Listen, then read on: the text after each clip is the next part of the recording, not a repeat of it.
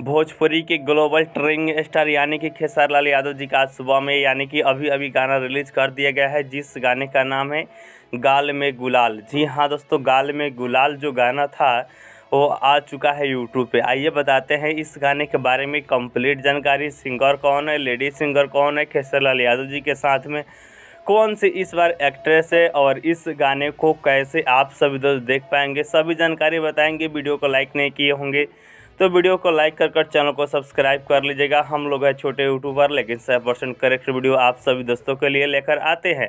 तो आइए जानते हैं सबसे पहले इस गाने के बारे में। तो सॉन्ग का नाम है गाल में गुलाल। सिंगर है खेसारी लाल यादव और नेहा राज जी। जो एक्ट्रेस दिखाई दे रही है उनका नाम है नीरू शंकर सिंह जी। गीत लिखे हैं पवन पांडे और राहुल यादव जी। म्यूजिक दिए हैं दोस्तों दीपक दिलकश जी और अरेंजमेंट है पवन यादव जी का। बात कर लेते हैं फाइनली इस गाने को कौन से यूट्यूब चैनल पर रिलीज़ किया गया है। तो अगर आपको देखना है तो इस गाने को ARG म्यूजिक पर रिलीज़ किया गया है, नहीं तो मेरे वीडियो के डिस्क्रिप्शन बॉक्स में लिंक है, सिर्फ लिंक पर तो क्लिक करना है, उसके बाद गाना चलने लगेगा। ठीक है दोस्तों, मिलते हैं नेक्स्ट वीडियो में।